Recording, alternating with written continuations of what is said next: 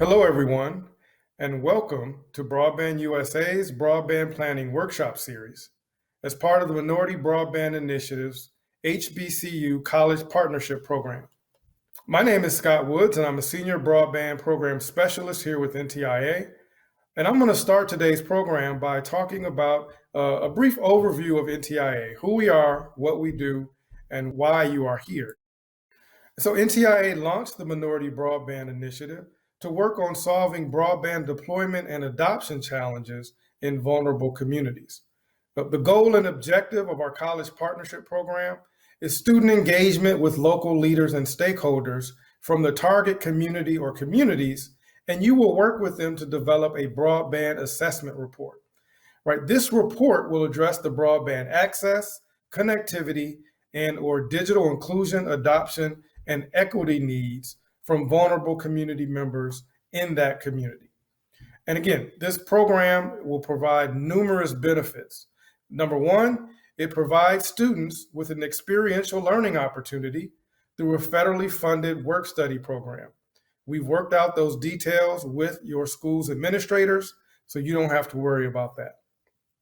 Number two, it establishes an effective partnership between HBCUs and NTIA to address broadband challenges of rural communities and vulnerable communities as well. Number three, it exponentially expands our educational and technical assistance resources, really our outreach and our efforts targeting rural or underserved or unserved and economically distressed, disadvantaged communities, both in urban and rural communities. Number four, it establishes, reinforces, and sustains strong community-based partnerships between HBCUs and the local community in which they serve. And then finally, this will serve as a model that hopefully we can replicate with other HBCUs and colleges and universities throughout the country. So without further ado, let's get started. It is my pleasure to introduce the Broadband USA team who will be conducting the modules that you'll be reviewing in the partnership program. Again, first, Scott Woods, Senior Broadband Program Specialist here with NTIA. You'll also hear from Amy Sung, who's a Senior Broadband Program Specialist, and she'll be talking to you about digital inclusion, access, and equity. We have Karen Archer-Perry, Senior Policy Analyst here at Broadband USA, who will be facilitating a talk on data and data sources used in broadband planning. And it's also my pleasure to introduce our NTIA consultants, Stephen Stewart, who's a managing partner at TCS Group, who will talk to you about the workflow module and the tools that you'll use to develop the report. And finally, Mr. Michael Burns, also with TCS Group, who has worked with the community representatives and stakeholders. You will be working with him as you conduct your outreach into the community. So again, none of these ventures we're asking students to do on their own. You have your staff here at Broadband USA who is here to walk you through, or who have already done the legwork prior to your engagement with the college program. The next slide, I'm going to introduce the curriculum modules. Today, Module 1 is the introduction, the overview, and the broadband basics. This will set a foundation for you as you move forward through the partnership program and working with the community. Module 2 is going to be a detailed overview of broadband adoption and digital inclusion. Module 3, you'll develop a community broadband roadmap. Those are the steps that the community will take as they develop their plan.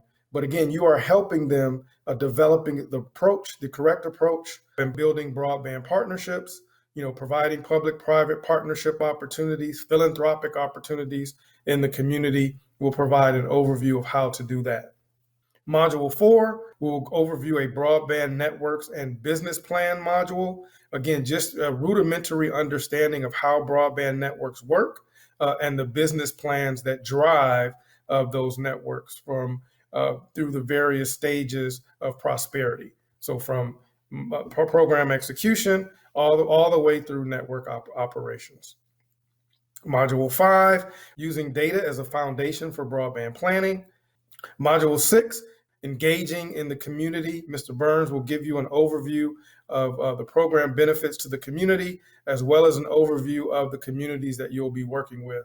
And then finally, Module 7 is just an overview, of the tools that you'll be using and the asset mapping tool and assistance that Mr. Stewart and TCS Group will provide for you.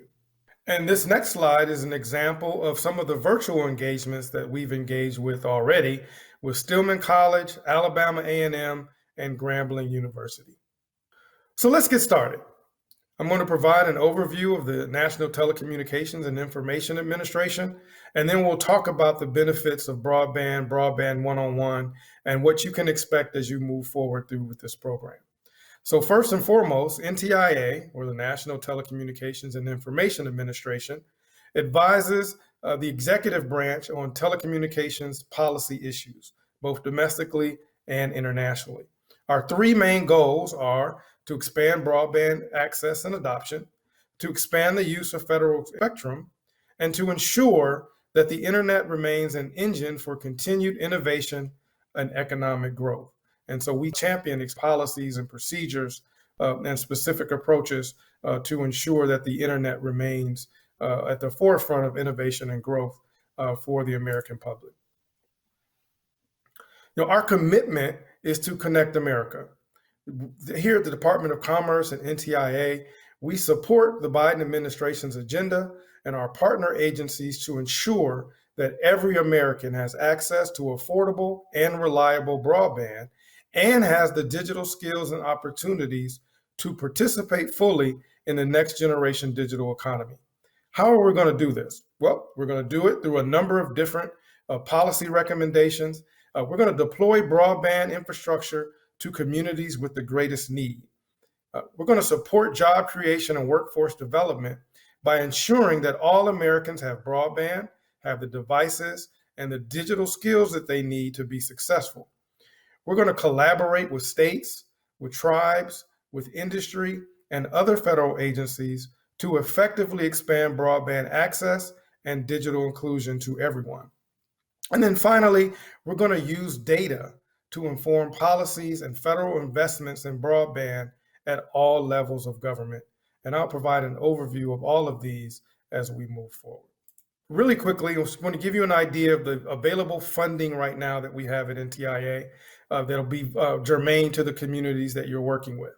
Right now, we have 3 broadband grant programs. We have a broadband infrastructure deployment grant program, and we have $288 million in that program.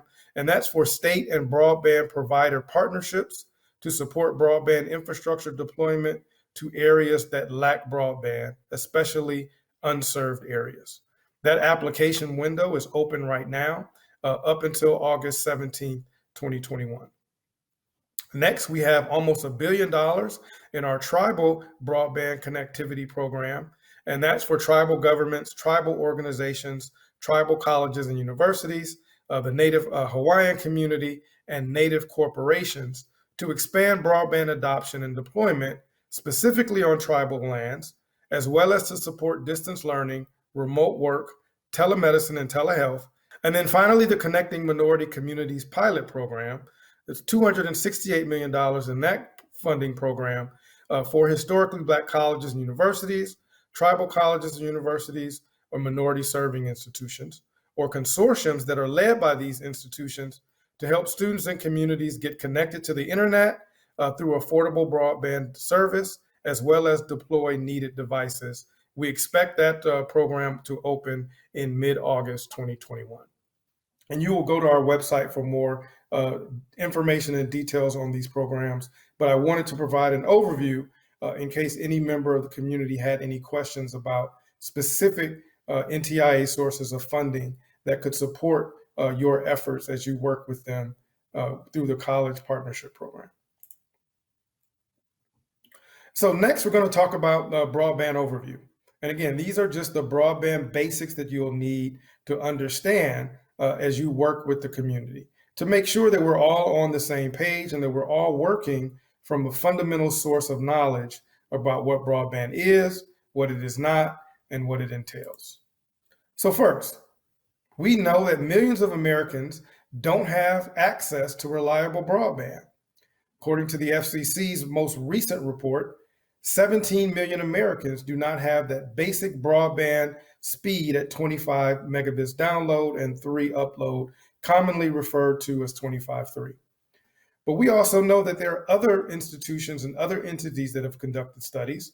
For example, the Pew Research Center, Microsoft, and some researchers at broadbandnow.com that estimate this number to be as high as 30 million Americans who do not have basic broadband at that 25/3 speed.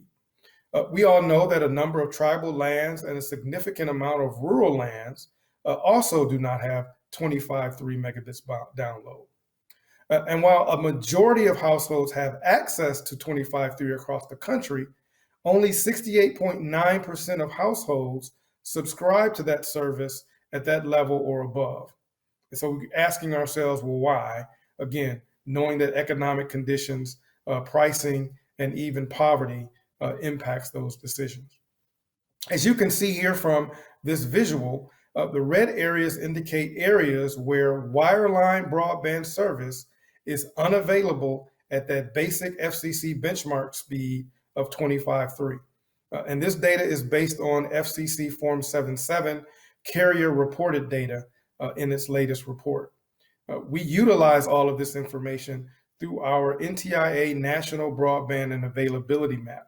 So again, as you see where your school is situated and the communities that you'll be working with are located, are they located in some of these areas that are highlighted here in red? And we'll go through some more sources of data and data utilization and visualization tools that we'll have for you to use as you move forward. But again, start thinking about where you located as it relates to the red areas on this map. We also know that broadband adoption is uneven across communities, right? 65 million Americans have reported that they do not use the internet at all. 10 million internet users rely solely on a mobile or data plan. And 5 million households who are not online identified cost as their main reason for not using the internet. And we also know that underconnected Americans tend to be disproportionately low income, non-white, and rurally located, tribal, elderly, or differently abled Americans. And as you can see here from this visualization map, the red areas indicate places where more than 35% of the households do not have internet at all based on the American Community Survey subscription data. And we'll talk more about the ACS data and other data sources in our data module so you can understand that. But again, so as you look at this visual, think about where you're located in the area of the country, either your school or where you're from, vis-a-vis these red and orange areas. And that tells you high concentrations of households that do not have internet. In other words, it is time to invest in the American workforce. Through studies, we know that 77% of all jobs require some technology skills. 48, almost 50% of hiring managers say that candidates currently lack the skills needed to fill open jobs. 29% of students, without basic digital skills say they won't consider post-secondary studies. And more than 12 million households lack access to a device, either a computer, a tablet, or a smartphone. So think about, again, as we are moving into the next generation workforce, we're moving into the next generation digital economy. If you don't have the skills needed, if you don't have the devices needed, how that puts you back and further leads to inequity in our communities. Again, this visual here on this slide shows that areas of concentration where residents without devices have fewer opportunities to hone their digital skills. So these brown areas here, again, highlight significant communities who report they don't have devices. And this visualization, was made with our National Broadband and Availability Map. And that was based on American Community Survey data on device ownership. And that survey was conducted between 2015 and 2019 and was reported in December 2020. And again, we'll provide more detail on these sources, on the data sources, as well as any of the resources that we cite in this project. You will have access to, both on the faculty level and for students and staff. We also have launched here at NTIA a publicly available map that discusses the indicators of broadband need.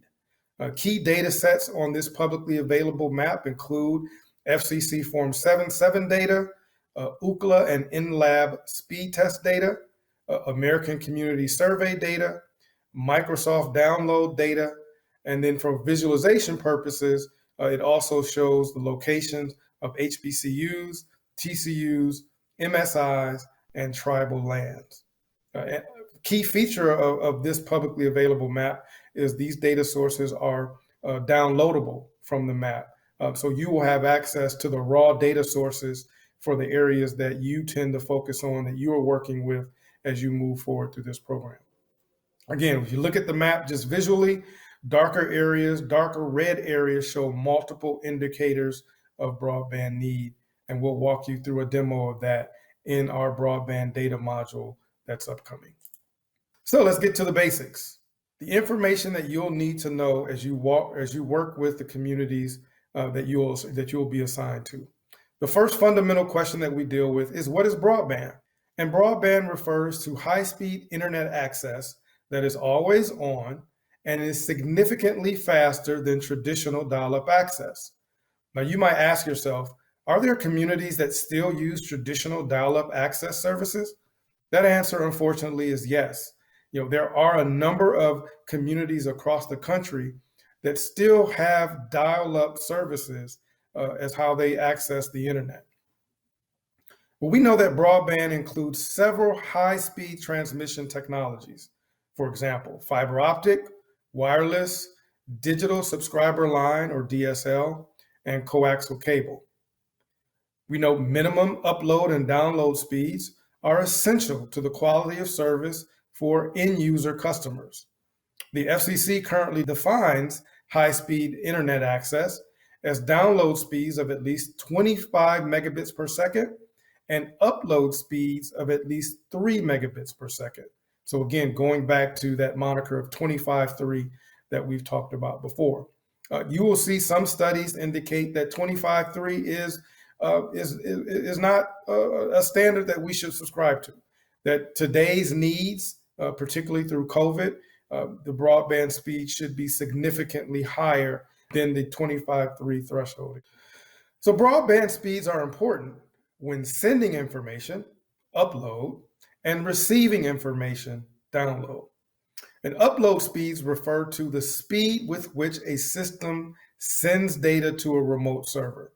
This really is important for businesses and for services that require the end user to send information or upload information to another location.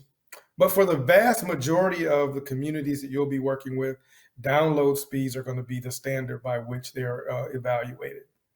And download speeds refer to the speed at which a system receives data from a remote system. So downloads, we constantly think of streaming services. So accessing Hulu and Netflix, that's downloading information onto a device or system or computer. That's the vast majority of the end user experience is for download. Other key terms that you'll need to know that are typically referenced when discussing broadband networks. Again, we talk about speed, overall broadband speed. That is the pace at which data can pass through a network connection, and that's generally measured by megabits per second. You can always hear us talk about bandwidth, right? That is the capacity or maximum amount of data that can pass through a network connection at any given time. On the performance side, we talk about latency, and that is a delay between an end user's request for data, i.e. the click of a mouse, and the delivery of that data to the end user's device, the laptop, the phone, the computer, you name it. So latency is very important when evaluating various broadband services and broadband speeds and types. And then finally, reliability. And that's the overall consistency and predictability at which broadband service is provided. In the industry, the broadband standard is what we call 5.9 service, and that service must be on and operating at 99.99999% of the time, which is an extremely high standard. So when you hear, or if you hear reference to, 5.9 service, that is what we're talking about. So you're going to be working in communities where the baseline broadband speed evaluation is going to be very important. And fast, reliable internet is vital for communities to fully participate in the economy. And baseline speeds help communities evaluate if they have adequate speeds for today's capabilities. Right? Different broadband technologies have very different speeds and capabilities. And so as you work in the community, you must understand those limitations by technology type. Download speed requirements vary, again, based on the activity, what you're doing, the physical location for where the end user is, and the number of users who are on that particular network or system at that given time. And you can see here on this slide, NTIA has certain recommendations of broadband speeds based on the entity type. So if you're a hospital, we recommend 1 gig plus or gigabit per second as your speed plus for hospitals. Hospitals deal with a lot of high capacity downloading of information, of medical records that have a ton of visuals, have a ton of data requirements. And so hospitals need at least 1 gig service. For a school, particularly K through 12, we recommend 100 megs to 1 gig. Higher institutions of education, like your school, we require or recommend at least 1 gig. You also see examples here of small businesses, for libraries, and again, for home use here. If you have any questions about this, we have this information on our website and will be provided to you by reference. So what speed is right for your community? Right, this is a speed simulator that we're going to go through right now. And the seminal question that this asks, what broadband goals, either download speeds or upload speeds, would you set for your community? So when we say your community, again, you'll be working with the community. These are some of the questions that you're going to ask. This will frame your approach, the community's approach, as it sets its goals and what it wants to accomplish. Those goals should be set locally based on stakeholder input and community priorities. And again, you'll be working with the community to identify those stakeholders and to set those community priorities. That's why your participation in this program is so vitally important. And you can also convey to the community and community representatives that they can revise these goals as they get more input from their stakeholders. So again, we're going to do this example real quick. We're going to test out the different speeds that you need so you can answer the question of what speed is right for your community. So here's the speed simulator that is available on the Broadband USA website. And again, this is just a design to show you productivity, right, from the various types of activities that we normally conduct. So, remote education streaming is really important. It's really been important the last year, especially with COVID. So let's say the average program requires 5 megabit connectivity to successfully operate. Okay, so what we're showing here on the speed simulator is the speed upon which your device will, the efficiency at which it will process the data and allow you to view and participate on the platform. All right, so let's hit start real quick. And you can see here, right, pretty fast, anything over 50 megabits, it's pretty fast. But if I have a 1 megabit connection and it requires 5 megabits of streaming, I'm losing a lot of time. I'm buffering, I'm dropping, I'm not connecting till its fullest capacity to be able to participate in this remote education streaming. Now, this is 5, megabits per second, right? So this is constant. And so let's do this again. Let's reset it so you can see it.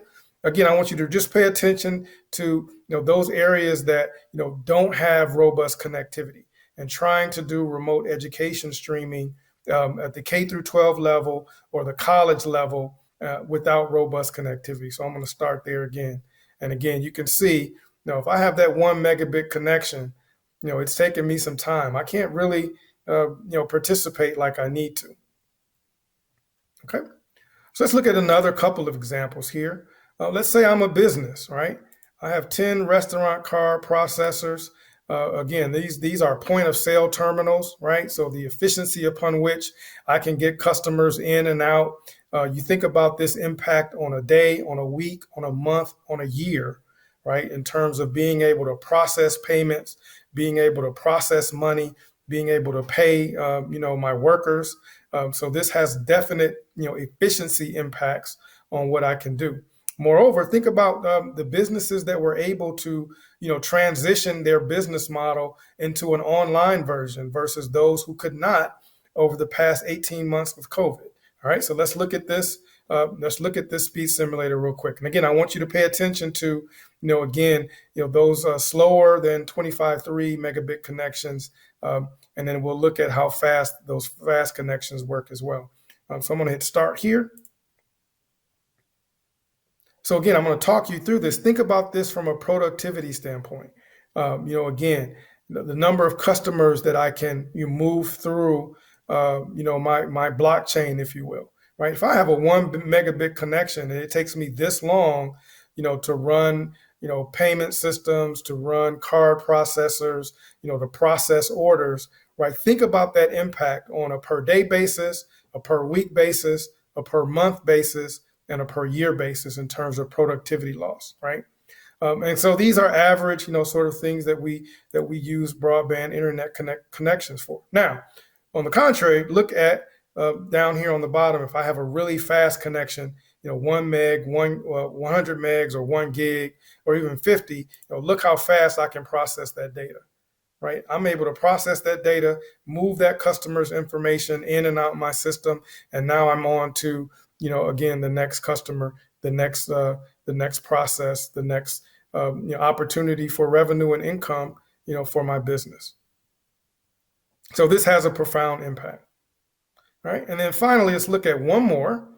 Let's look at downloading large healthcare data sets. So we're looking at, again, those hospitals, that have the data requirements, the community anchor institutions that transmit a ton of data on a daily basis. Yes, a ton is a technical term.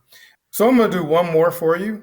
This one is downloading large data files. So again, our community anchor institutions, enterprise businesses, farms, they download a ton of data, very large data files, and they have to upload large data files too. But this is a download speed simulator. So we're going to hit start here, and I want you again to focus in on those very slow connections, versus fast connections. All right, so I'm going to hit start here. Again, if I have a gig connection that's moving fast, 100 meg, there's some lag. 50, okay. Anything less than 50, look at the 10 and look at the 1, right? This is just a 100 megabit file, right? That's not in the grand scheme of things, that's not a lot. So when we look at this from a productivity standpoint, how can I move on to the next item? How can I move on to the next customer file? How can I move on to the next opportunity if it's taken me this long to download data and information that I need, not only for my home, but for my business, right? So think about the productivity loss, particularly in economic sense. Think of the productivity loss, the opportunity loss, if I have to sit here and just wait on this to download instead of moving on to the next opportunity. So just wanted to show you this speed simulator just to give you a sense, visually of, why speed is so important, why broadband access and infrastructure is so important, and utilization is also important as well. So now that you've seen the speed simulator, we will next run a speed test. And again, just some information that will help you understand the speed test information, speed test data. Number one, we're going to run it from this speed test address, so speedtest.net.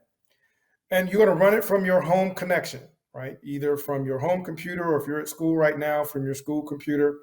And you want to run it, if you can, from your home connection to get the best measure of your delivered service. Speed tests provide advanced diagnostics of the performance of your broadband connection through quick measurements. You can also run a speed test through your cell phone from a location near your Wi-Fi router.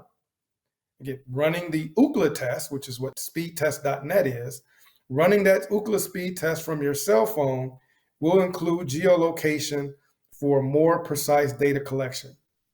Again, the speed tests do not collect any personal information, only the speed and efficiency of your broadband connection. And so we ask you to share your test results, and we can discuss them later. You can share them in the chat here if you like, but we'll get an example of really a wide variety of speed tests when we conduct this speed test.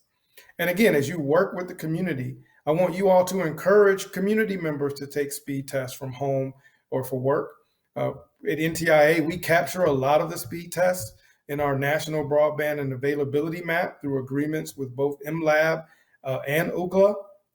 And again, that will help us collect more granular and better information, so we'll know where to target resources in our programming so we can really help unserved and underserved communities with their broadband issues. So again, speed test, take the challenge, take the test, and let's discuss the results.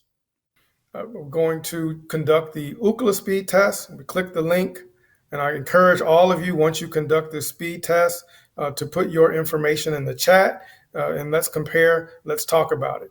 I'm going to hit go, and I'm going to tell you right now, I have a pretty fast internet connection. I do have fiber, so I don't want anyone to get mad at me when you see these results. So we'll hit go here, right? Couple things this shows us: it pings, it shows the speed that it takes to get that information to the server. We talked about that earlier in the one-on-one. Now it's measuring download megabits per second, right? So my particular internet connection to my device right now, the download speed is a little over 500 megabits per second. Now I use a lot of broadband connectivity capacity and bandwidth for my job, so I absolutely have to have this. Now it's measuring upload speeds, and here it is, boom, 566 megabits per second upload. So I have symmetrical service here, 500 over 500 megs download, over 566 megs upload speeds. Okay, with a ping rate of 4 milliseconds. So very good, pretty good service. Right. You also see examples here of some other speed tests for some other technologies that we've also captured. And again, I encourage you to conduct your speed tests often. When you're in the community, conduct community members. Ask them to conduct speed tests, because again, this information is captured. This data is utilized to make really good granular decisions about where broadband is and where it is not. So again, thank you. Put your information in the chat, and let's talk about the speeds that you have. Thank you.